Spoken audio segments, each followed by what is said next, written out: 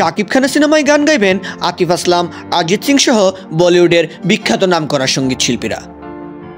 হ্যাঁ ভিউয়ার্স, ঠিকই শুনছেন, শাকিব খানের আপকামিং সিনেমা হিমেল আশরাফ পরিচালিত রাজকুমার সিনেমার গানগুলো থাকবে বিশাল চমক।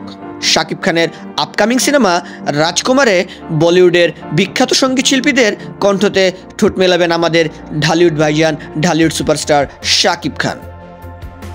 রাজকুমার সিনেমার পরিচালক হিমেল আশরাফ জানান, এখানে বলিউডের বিখ্যাত সঙ্গীত শিল্পীরা গান গাইছেন, যারা কিনা শাহরুখ, সালমান, আমিরের সিনেমায় গান গেয়ে থাকেন। আমরা চেষ্টা করছি ওই গানগুলো বাইরের দেশের বড় বড় মিউজিক কোম্পানিগুলোর কাছে বিক্রি করে দিতে, যাতে করে আমাদের সুপারস্টার শাকিব খান শুধু আমাদের দেশে নয়, পুরো বহির্বিশ্বে যেন তাকে পরিচয় করিয়ে দেয়। তিনি বলেন, রাজকুমার সিনেমার গানগুলোই রাজকুমার সিনেমার প্রমোশন। রাজকুমার সিনেমার সাফল্যের পিছনে আমি মনে করি রাজকুমার সিনেমার গানগুলোই থাকবে প্রধান অন্যতম কারণ। এই সিনেমার অ্যাকশন সম্পর্কে বলেন, আমি এই সিনেমার শুটিং করেছি রামোজি ফিল্ম সিটিতে। সেখানকার বিখ্যাত ফাইট ডিরেক্টরদের দিয়ে এই সিনেমার ফাইটিং সিন শ্যুট করা হয়েছে। এই সিনেমার ফাইটিং শ্যুটের বাজেট দিয়ে বর্তমানে বাংলাদেশে প্রতিনিয়তই অনেক সিনেমা নির্মাণ হচ্ছে।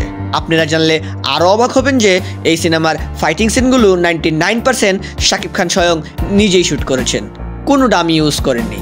আমরা প্রথমে ভয়ে ছিলাম, যদি শাকিব খান ইনজুর্ড হয়ে যায় তাহলে আমাদের বাকি সিনেমা শুটিং কিভাবে করব, কিন্তু না, আমাদের সবাইকে অবাক করে দিয়ে শাকিব খান সুপারস্টারের মতোই তিনি তার ফাইটিং সিনগুলো খুব সাবধানতার সাথেই করে গেছেন। এই জন্যই শাকিব খান সুপারস্টার। শাকিব খানের ক্যালিবার নিয়ে যারা সন্দেহ করে তারা সিনেমার কিচ্ছু বুঝে না। শাকিব আমাদের সম্পদ।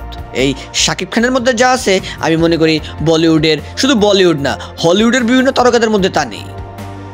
আমরা শুধু শাকিব খানকে প্রপার ইউজ করতে চাই, আর বাকি কাজটা সকল শাকিবেনরাই করে যাবে। আমি জানি আমার সিনেমার সবথেকে বড় শক্তি শাকিব খানের অসংখ্য ভক্তকুল, যারা শাকিবিয়ান। তো ভিউয়ার্স, আপনারা কি অপেক্ষা করছেন রাজকুমার সিনেমার গানগুলো দেখার জন্য? তাহলে অবশ্যই কমেন্ট বক্সে জানান। আর আপনারাও সিনেমাতে কার কার গান থাকলে ভালো লাগবে সেটা কমেন্ট বক্সে জানান। ধন্যবাদ।